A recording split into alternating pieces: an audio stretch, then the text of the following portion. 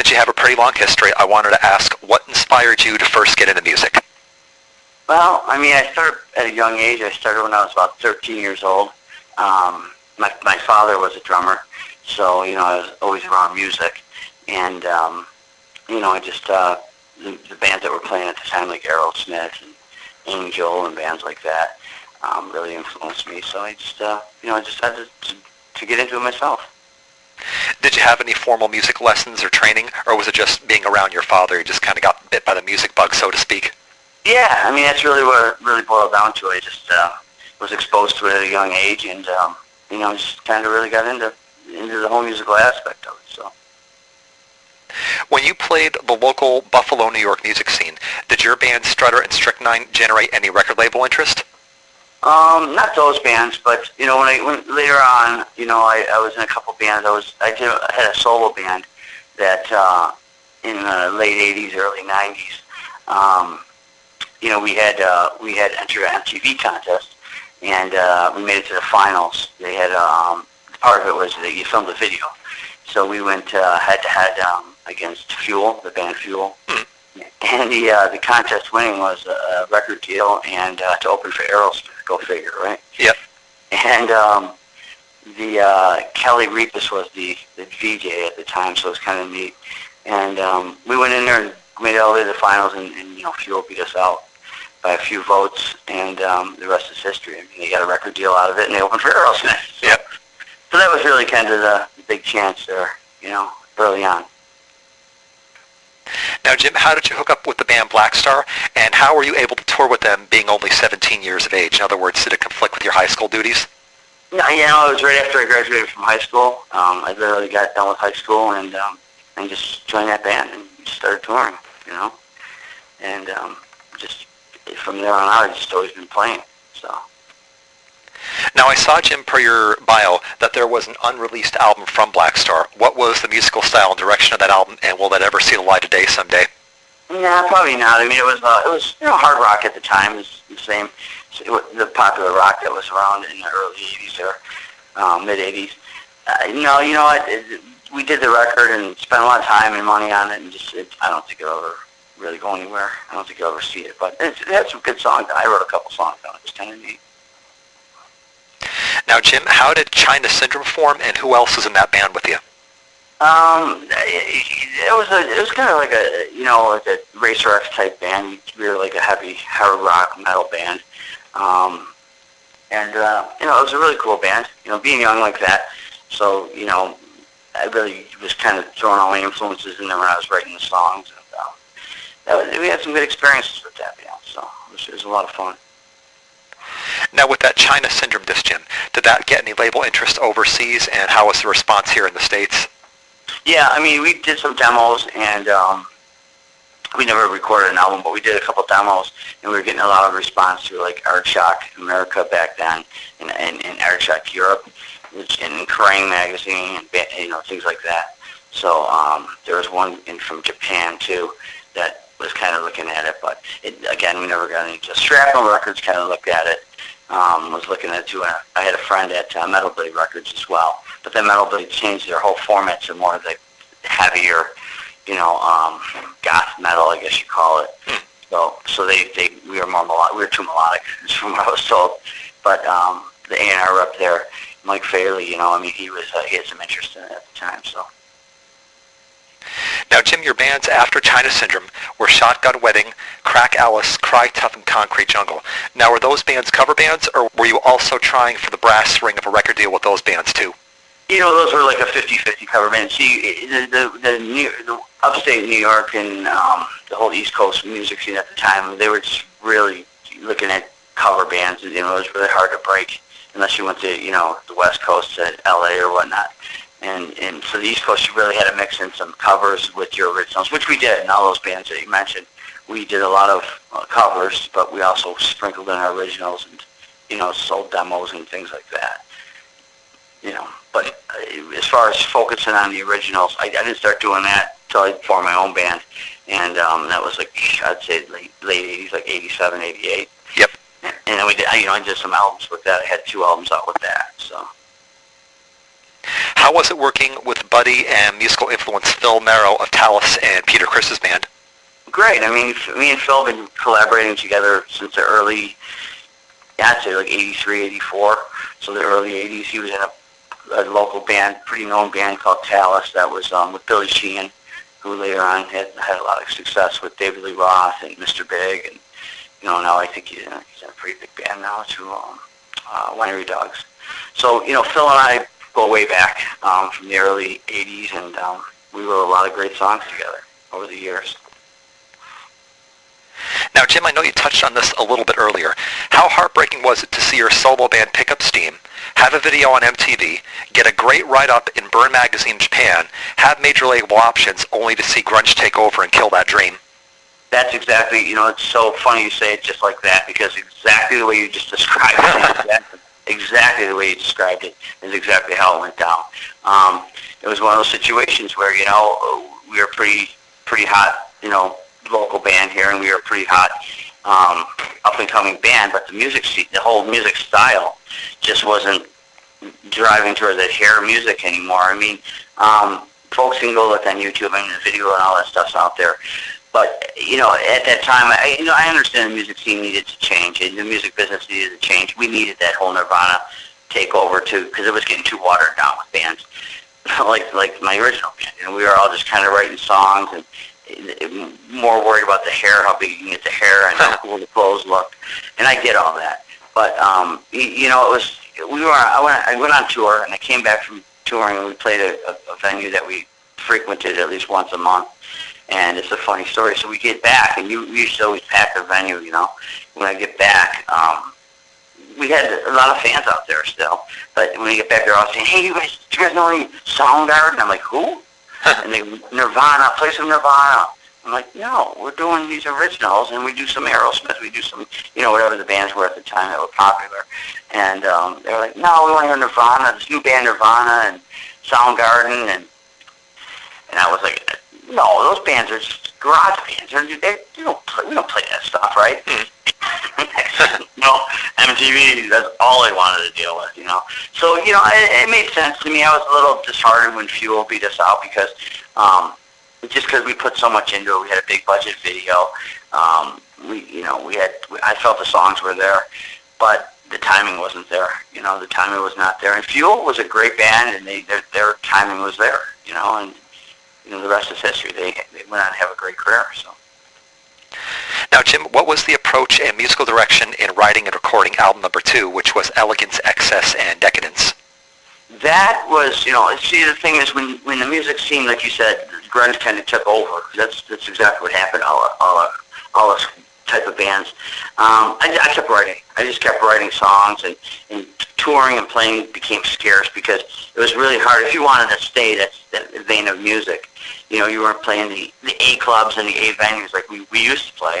You could play the B venues, and it was a big step down for you because everybody wanted to hear that grunge music, And so I just continued to write songs. So the second album, Elegance, was it's just a collaboration of songs that Phil and me had written in that time period, and they were strong songs. And I said, let's put this out, So we put it out. Was there anything different with the approach on your third album, Velvet Crush? Yeah, that we ended up getting a deal through a really cool indie label called Melodic Revolution Records. They do a great job with indie bands. So I ended up getting a deal before I actually had the song. So we had a couple songs demoed out. We sent it out to their A&R guy. He loved it. And then we put together a budget to make the full record, which we did. And the whole approach for that was just write songs that we liked. We weren't trying to do any kind of vein of music or any kind of style. It's just cool songs that we liked, And that's really how the album sounds. There's really you can't say, oh, it sounds like an 80s band or it sounds like a 90s band, or it just sounds like just songs that, have good hooks, good catch to it, good melodies, and that's the approach we wanted to make an all record. Really no approach. It wasn't all right, we got to write the song that sounds like this. It was just like we just started writing songs. So that's how that album really came out. I didn't hear the whole album, but I did hear the song Make It on YouTube, and it was a very good ballad with a lot of single potential. That's a cool song. Here's what happened with that song. I'm just funny you brought that one up. That song there, we needed one more song for the record. We had two covers that we used for. I'm sorry, we did. Did we do two covers on the album? No, we didn't. But I had two songs because this label, Melodic Revolution, releases a lot of stuff, Europe, Japan, and Russia, believe it or not. And they always like to, for those markets, they always like to have bonus tracks. So we had the bonus tracks all done. In one of the songs, I said, that's too strong of a song to do a bonus track, which was Make It. And we literally wrote that song in like 10 minutes. And I feel it's one of the strongest songs on the record. And you're right, it had a lot of potential. There's another song after that one called Past Tense. It's a ballad song. And I've been approached by so many people now that it would be a great country song if we did it country style. You know what I mean? Because now the new country rock's out there. And that song has so much potential. I could hear like Garth Brooks or whoever, Toby Keith or someone like that singing that song, and it being a potentially huge song, you know. Yeah, it's actually a great idea, Jim. I think because, as somebody, for me, I've been into the style of music now almost 30 years myself, and if you could find the right management or the right people and kind of sneak that song under somebody's door, that could be a potential hit for somebody else to do on a Nashville level. I have a friend in the country business who Eric Church was, he was like one of the ground floor with Eric Church. He's a country guy. And then another guy, I can't think of his name, but is Florida Georgia Lang or something like that. Those bands. And he knows their management real well. So I actually told him I shop this song around because there's a lot of potential there. I could absolutely hear one of those type of bands putting their flavor to it. Yep. Something that I can't sing like, something that I don't sound like, but that puts that flavor to it. And it's got to have the passion in it, and it could be a huge song, And I have no problem sitting back and watching my songs, be played. It would be kind of a neat feeling, so. Yeah, plus there's a good amount of money in songwriting royalties, so you'd still be able to make a little bit of bling off it that way. You're right. And not only just that, it's just the recognition of, you hate to have these songs written, you put all this passion and time into it, and nobody hears them, So that's really what, for me, it's all about. It's not really, don't get me wrong, the money would be great, yeah. But it's really about, being creative, writing a great song, and having everybody listen to it. What a great song.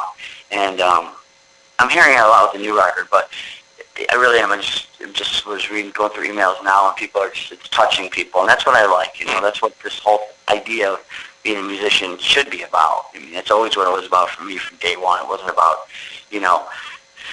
trying to go out and make it or whatever. It was always about writing songs that can, touch people. And I still feel that way. Yeah, same here. There's so many great bands that I've discovered in bargain bins or record shows, and they're great songs, and when times in life aren't the greatest, they're certainly the kind of things that could put some wind in your sails. You're right, and it's funny, too, because a lot of those bargain bin CDs or whatever you want to call it, you put these on and you think, it was 50 cents or $1, yeah. So it can't be that good. That's not necessarily true. It was just overlooked. Yeah. And I found some great finds that way, some amazing bands, some great solo artists, whatever. And it's just the opportunity wasn't there. And that's really, in my 35 years of being in the music business, and probably 20 of those very professional level, it's opportunity. It's really in timing. It's not. Don't get me wrong. You have to have some extent of talent. Well, you know this. You've been in the business a long time as well. You have to have some degree of talent. Don't get me wrong. But it's really about timing. It's about timing, and it's about just opportunities. It really is. You can take something decent and make it really great. You know what I mean? Now, Jim, how did you hook up with Carmine Appice's Rocker Records label? Well, Carmine Appice and Vinny Appice, both, I played with both of those guys in a band it's called the Appice Brothers now, but it was called the Drum Wars at that time when I first joined the band. I play in a touring band with those guys, and what we do is it's a drum show, but they do all the history of the whole Brothers' career. So they do the Ozzy, we do the Dio stuff, we do Black Sabbath, Cactus, all that cool stuff. Blue Murder. So we do a show, and we do it at big arenas. We do, concert halls. So it's a really great show. We actually did a live album together. So we did a live album at the world famous Iridium nightclub in what's his name's Les Paul's Club in New York City. So we did 2 nights there, and it was pretty cool. We had Jack Douglas out to see us. But anyways, we did a live album with that, and then we've been touring for the last 4 or 5 years with that. And we do one-off shows in different cities throughout the country. And actually, we're going to be going to South America and Australia next year. We got some stuff booked for that. But anyway, so I been playing with those guys for the last 4 years, and Carmine put out his own label, and initially it was just going to be to release some of his unreleased stuff, such as like his Pat Travers stuff, his Travers of Peace stuff, things like that. And then he said, well, I'm going to start signing some artists, but I'm going to be very picky about it. And he loved my Velvet Crush album prior to this one, and he said, what do you, I actually mentioned one time when we were on tour, I'm going to be making a new record. I'm starting to demo out songs for the record. And he was like, I love the first album, or last album. If you're interested, maybe we can put together a deal. So it was just casually talking about it. And then once I started playing with demos, he really liked the songs a lot. And then Vinny said, well, I want to play drums on all these songs. So it just really came together that way. Before you know it, Carmine at one of the shows said, hey, I'm gonna offer you a record deal. So it was really exciting and great feeling, Well, that's basically how it came about. Now, Jim, how did you come up with both the album title and the artwork for Insatiable? The artwork is a good story because I deal with a really famous Russian artist called Ed Unesky. He did the Velvet Crush album too. He's very renowned in Russia, and he just does like the really fantastic, old type of album covers, like the painting-looking ones, like the Kiss album-looking covers. So I love his artwork. When I was introduced to him for Velvet Crush, the record label actually did all that. They put that together for me. And I loved the way it came out. So I contacted him again to do this. Once I got this deal with Carmine's label, Rocker Records, I reached out to Ed and said, I would like to hire you to do this again, too. So we found the budget money to get him to do all the artwork, and he did a phenomenal job. As far as the song title, Insatiable, I kind of had a song kicking around called Insatiable. I thought that would be a cool title, so that's kind of how it really fell together. Now, Jim, it's a mix between covers and originals. How did you come up with the lyrical inspirations for all the original songs on Insatiable? Well, I wrote all the songs. All the originals I wrote by myself. Last album I collaborated a lot with Phil Narrow and some other artists. But this album I just had written a lot of songs from that span from 2011 to 2015, I guess. And so all those songs, I really had to go through probably about 35 songs to pick the 8 best songs. So it just, as far as lyric writing and songwriting, it just, whatever inspires me at the moment is how I write. I don't really go and saying, okay, this is how this song's going to be out. It just kind of falls together like that. And that's pretty much how the originals were written. Was the song Shut Your Mouth directed at anyone or any experience in particular? Yes. That's good eye for that. Shut Your Mouth is a song about management in the industry, how you're promised the world, always. You're going to be a star someday. You're the next thing, And just after so many years of hearing that, you just kind of go, you know what? You're just blowing smoke, right? Yeah. So yeah, that song is kind of, and any musician can really, or anybody in life can deal with that, whether it be a company or whatever. You just false promises is really what that song's about, to the point where you get so frustrated you're just like, shut your mouth. I'm going to do this on my own and do it the right way. You know what I mean? Mm-hmm. You can make it about relationships. You can make it about everything. Yeah, that's really in essence what the song is about. Yep. Now, Jim, what inspired the cover choice selections from Mr. Big, Kiss, Dio, LA Guns, and Freak of Nature? Good questions as well. We'll start with the Freak of Nature. That's probably one of the most underrated songs of all time. Mike Tramp's a very good friend of mine. Mike and I tour together. He does a solo acoustic thing when he comes to the States. So I always, for the past 4 or 5 years, I do an opening acoustic thing with him. So we've been doing that for years. So when I got the record deal, I had mentioned to Mike, hey, I'd like you to do some background vocals on it, on the record. He's like, absolutely. So then I started thinking about it. I go, Can't Find My Way is such a great song that no one really even knows. I mean, it was big in Europe, but it really wasn't big in the States at all. So I said, you know what, let's revive that. So Mike and I got to talking about it, and he was like, I thought the same thing. What a great song that never really saw the light of day. Because it was demoed out on a Freak of Nature album, but it was just kind of a demo release. So I'm ecstatic the way it came out. People really are enjoying that song, so I'm real happy about that one. As far as the LA Gun song, Phil Lewis also is a good friend of mine, and he agreed to sing backgrounds on the record as well. Just in the past, me and him were on tour together, playing with LA Guns, and I mentioned I got the deal, and I said, you want to do some background vocals on the record? He's like, absolutely.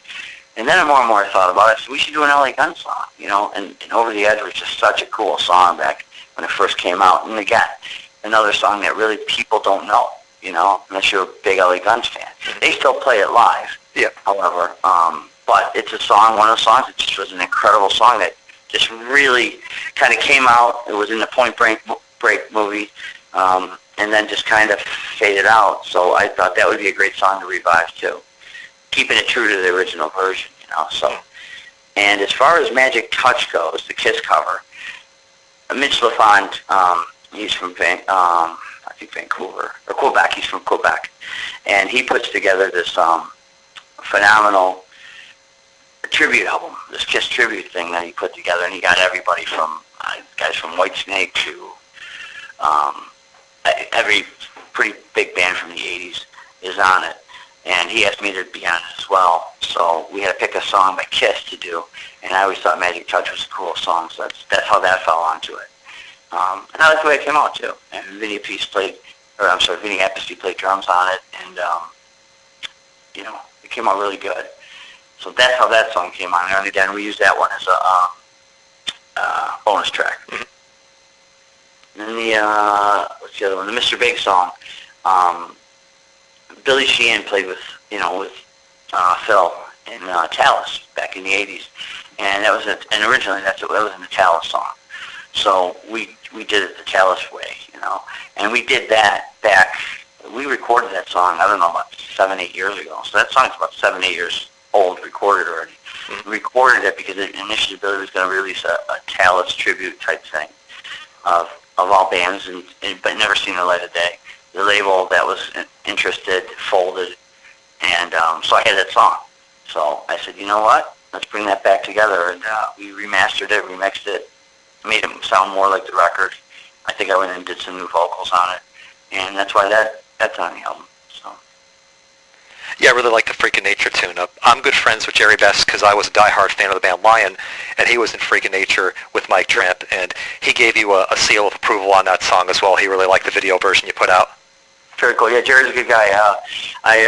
Jerry played in my buddy's band, the Children's Song there, and Jerry's a hell of a bass player. But yeah, that's good. I'm glad he enjoyed it. I know Mike had sent it out to him, so I just like the way it came out. I think it came out really cool. It's different. It's not like the freak version, It's kind of more of a little more ballady sounding, but it came out pretty cool. And Mike did a great job. Listen, Mike, I've been doing music for 30 years, and there's not a lot of musicians I can completely say this about, but Mike Tramp is probably one of the coolest and most grounded musicians in the business. I'm sure Jerry will attest to that. So. Yeah, I was able to interview him back in person. Right around 2000, he came to my neck of the woods. It was maybe a year or two after Capricorn came out, and it was more of like a solo acoustic tour, so it wasn't really metal songs. It was more of like his solo stuff, which was more Mellencamp and Springsteen-ish kind of stuff. Yeah, totally, and he's still doing it like that. But now he's just doing him an acoustic guitar, but he's still real Springsteen-ish, Dylan type, style, but it's cool. It just shows how, he matured as a musician. And honestly, he puts out albums every year, and his albums are they're so underrated and phenomenal, really. I mean, I like some of his solo stuff even more than I do the White Lion stuff, to be honest with you. His singing has gotten better over the years, and not a lot of singers can say that. But he's one of those guys that just got so much better over the years, more mature, got a really good tone to his voice. Now, Jim, for all of the special guests that you had, were you in the studio with any of them as they were recording, or were they able to send in their parts through file sharing? A little bit of both. Like as far as Mike Tramp goes, Mike, which is just a cool story. So when I asked Mike to do the Freak song with us, we recorded all the music, and he was coming into town to do a show. He had a show about 2 hours away from here. He actually canceled that show to come record with me. Wow. Yeah, and I thought, wow, man, this guy's just too much. This guy's just the best, you know. What a great guy, you know, who can take the time to basically call into work to go record with me, right? So me and him recorded that one together in the studio. And you can tell it came out, just the passion's there, the excitement's there, that both of us are on the same wavelength. And a lot of the music we did in the same room, but as far as, I didn't tell you about the Dio song too, remind me about that. Yep. But as far as like some of the guest stuff, like getting Rowan Robertson from the Dio, you know, he flew his parts into me. We did a bunch of drum work shows together, and he's just a great guitar player. Robbie Lochner from Great White, well, Jack Russell's Great White. He flew his parts, and so yeah, there's a little bit of all of it, you know. But for the most part, I tried keeping it true to recording in the same room, just because we were trying to get that '70s, '80s kind of vibe where everybody was, you know, writing songs together. Yep. Jim, how was it co-producing with Steve Major? Steve is phenomenal. He did my last 3 records. He did Elegance, the Elegance album. He did Velvet Crush, and of course this one. And I trust Steve with everything. Steve's one of those guys that once we, you know, because it's so hard making a record nowadays, and just with everybody's busy schedule, you know. And you know, back in the day, you could make it a record in a couple weeks, maybe a month, but you worked on it every day. Now it's you work on it when everybody can get to it, right? So you sometimes lose that luster. With Steve, he keeps that passion, keeps that sound together. So I really love working with Steve. And then when it came time to, you know, really produce the songs down, and we both were kind of on the same page. We both knew the sound we were looking for, so it wasn't a struggle at all. You know, I've worked with producers in the past where, you know, you got a sound in your head, they got a sound in their head. You both kind of don't really see it, you know. With me and Steve, it's like exactly, we're both completely on the same wavelength, so it was great. Now, Jim, for somebody who's recorded for about 35 years at this point, do you like the old school recording with 2-inch tape better, or are you happy with the Pro Tools era that's around right now? I love 2-inch tape. I just love that whole old school vibe of, you know, really one take and that's it. Not like, okay, we'll fix it in the mix thing. I'm just so not sold on that. I never will be. So yeah, I like the old days when like you really went in that recording booth and you gave it your all. And maybe something's a little off, and we kept it, you know, because it came almost become part of the song, you know. I read an Aerosmith article one time, and Steven Tyler was talking about how in the '70s his vocals were a little off key, and they didn't have that auto-tune stuff and all that stuff. So you kind of would listen back, oh no, I gotta fix that. Finally, they'd be like, you know what? We've heard it so many times now. If you fix it, the song it's lost its luster, its charm. You know. Now this is the way we hear it. So let the people hear it this way. And if you're listening to some of those recordings in the '70s, a lot of those bands from the '70s and even the early '80s, you hear those notes and you go, but you almost sing those notes accordingly because it became part of the song. You know. So I miss that the way of recording, and that's, you know, in the early days, that's how we recorded. You know. We didn't have a big budget, so we, you know, spent a couple $1,000s to make a demo, and boy, you had to have your parts down. You had to go in the studio, and you had to know where you're going. You know, you couldn't experiment. And it made me a better performer now, but yeah, I do love those. I love the old days with the tape. It just sounds warmer too. You know, it's also bright. Yeah, it's one of the beefs that I have with some of the Pro Tools stuff, where it's convenient in some ways, but in a lot of ways it lacks the dynamics, and sometimes things are mixed too loudly where there's not a lot of dynamic in between peaks and valleys. You're completely right. You're completely. It sounds so forced, doesn't it? Yep. Some parts just sound so forced. It just sounded so warm, and you know, when you recorded with tape, it captured that live feel. It sounded like your band was right in your house when you were listening to the song. You playing, you know. But, as technology moves you along, it's kind of how everything is, right? With the cell phones we're talking on right now. It's the same thing, That's just how, and it's only going to get crazier. Now you can record off your PC and have put together a professional recording right on your PC. I mean, who would have thought of that 20 years ago? Exactly, yeah. 20 years ago, you used to have to, get a big budget put together, go in a studio, spend hours. The engineer would do his thing, which, I would be oblivious to. I just wanted to sing, you know what I mean? And now it's just you hit a couple buttons and you can just record. It's incredible. Yeah, I remember around the late 90s, early 2000s, some progressive bands would be swapping ADATs back and forth, and they would put together records that way.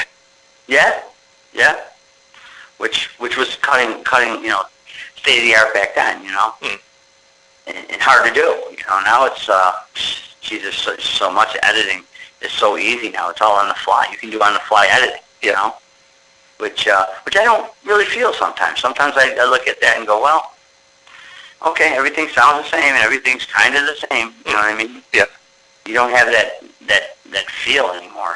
So I tried capturing that on this record, though, and I think you've noticed that on some of the stuff. Steve and I both we talked about it, and we're trying to get that arena rock sound back. The big drum sound and the big, so that was kind of cool. I think we captured some of that. Yeah, I like it because when I listen to your recording, I don't hear any excessive Pro Tools stuff or any flat production. I do hear a good amount of 80s punch to it. Yeah, and that's really where I was going with when we were mixing it down. Steve really understood that. That's kind of what I was looking for. I didn't want to hear that, like you said, those forced parts. I wanted to hear everything sound natural. And if there was a mistake in there, I kind of keep it. Keep that. If it works, keep it. Let's not make it perfect, So we had that element in there. And if you listen to a lot of albums from like the 70s and the 80s, you heard a lot of that, and that's, like I said, that's what made the song. Not that everything's perfect, because and the 90s proved that, obviously. The 90s, I don't think they used any kind of Pro Tools or anything like that. They just basically hit record and went for it, you know? And you listen back at some of the albums and you go, wow, the production on that really sucks. But does it, It might be kind of great, Are there plans, Jim, to film any other music videos to support Insatiable? Yes, and to answer your question from prior, the cover songs, as far as the Caught in the Middle song, the Dio song, that's the next song we're going to record a video for. So what happened with that, we were on tour and playing in Vegas. Me and Vig were backstage, and then we were talking about doing a Ronnie song. I said, well, we got to do at least one Ronnie Dio song because those songs are so great, but it can't be a known song. So I said, how about Caught in the Middle? He goes, that's a great choice because we never really played that one live because they never really did it with the original Dio band. And he said that was one of Ronnie's favorite songs, so that would be a great one to do. Well, before we went on that tour, we were rehearsing in California, and Jimmy Bain was there at our rehearsal. So, we were just hanging out watching us rehearse or whatever. And so we got to talking to him, and then I said to Vin, I said, well, we should get Jimmy to play on it. How cool would that be, have the Dio rhythm section play on it, you know what I mean? And so he called Jimmy right there on the spot. Jimmy, absolutely, I'm in. Send me the track. So we got Jimmy on board. And that same night, Frank Domino, who was one of my favorite singers from the 70s, he came out to see us play. So I called him up, and we did a couple songs together that night.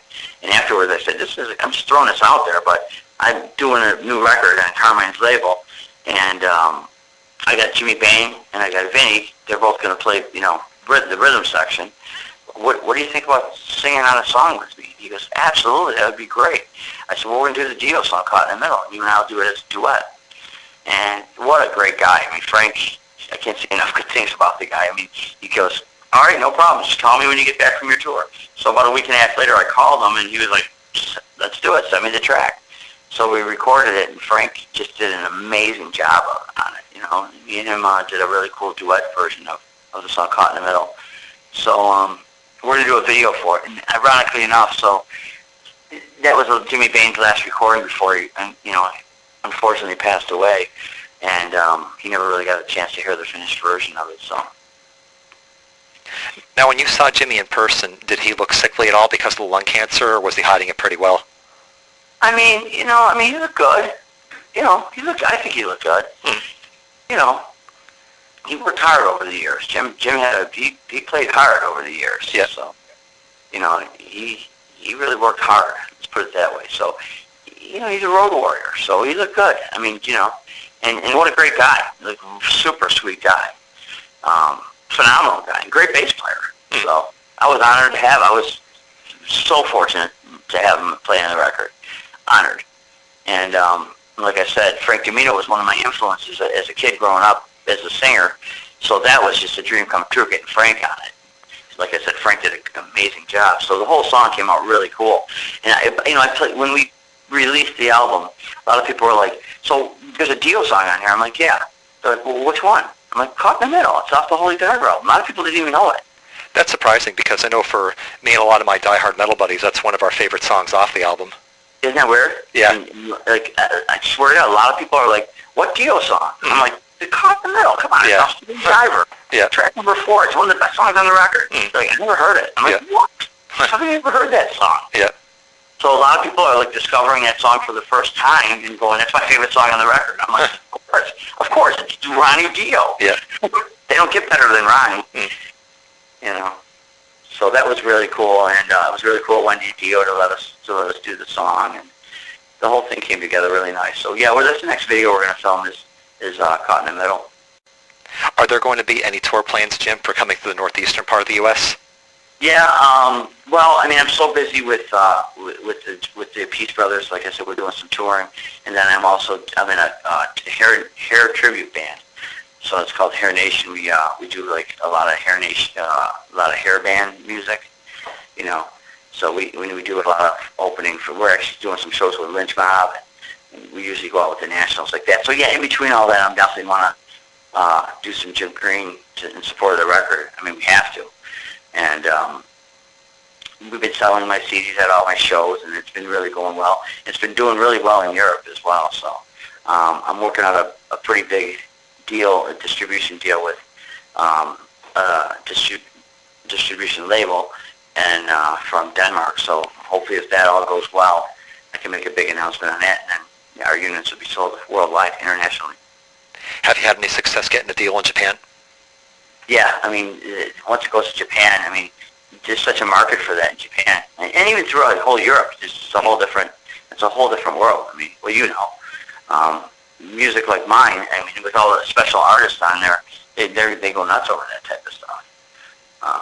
Because there's so many guest musicians I have on the record that have big fan bases throughout Europe. Now, Jim, with illegal downloading being in place since the late 90s and the economy being in the toilet, have you had to get a day job like the rest of us, or have you been able to make a living just doing music? I'm fortunate enough to just be able to tour, and, we stay afloat with the tribute band, so I get to do that. And we, it became pretty lucrative just playing. You got to get out there and play. And honestly, my records do somewhat well through my distribution deals that I have. So fortunately, I'm getting to do music still, and that's knock on wood. It's a tough industry to be into now. I know. 10 years ago it was a little better, but now it's next to near impossible to really what's the word, make it, I guess you want to call it, or really break out. It's almost impossible to do that. But there is a market for this type of music, so you can you can sustain a career anyways. Have you started work, Jim, on your next studio CD? Yeah, we're doing a studio album with the Peace Brothers, so that's my next project I'm doing. I'm doing some background vocals on Phil Naro's new solo album, and I've been started writing songs for the next album. But I really want to focus on this album and really give this album a chance, because I think the album's got a lot of strong songs on it. I just hate to move on to another album and kind of neglect this one. And so many bands do that, they write a new album out right away, and before you know it, that album's out. And the album prior to that kind of gets lost in the shuffle. I don't want that to happen with this album. I really want this album to get some notoriety, Now, Jim, as someone who has slugged it out in the underground for over 35 years, what has kept you into melodic rock despite all the ups and downs of the industry? It's just, that's my passion. I feel I do it well. That's the songs I write are, I tried doing other genres, to be honest with you, and it wasn't me, so I figured why do songs in a style of music that's not mine. It got to be true to it, and I think it comes across that way. A lot of people that got my new album have said that. They said, wow, you're bringing back the 80s. It's like you're carrying the flag. I'm like, I'm not trying to. It's how I write. It's how I sing. I'm not like saying, hey, I'm the guy that's going to lead the charge to bring the 80s back, because I'm not. Because if you're counting on me to bring the 80s back, I'm not the guy. Yeah. but that's just the way I am. It's just the way I write. It's just how my songs come out, and it's real, and I think it sounds it. All right, Jim. Do you have any closing comments for the fans out there? No, I just want to let everybody know. Feel free to go on my website. It's jimcrean.net. Also, Rocker Records. You can purchase all the albums anywhere you can buy music, and I think the fans into that style of music really enjoy the record. So I want to thank all my friends that are on the record, and I want to thank you for taking the time out to talk, chat with me.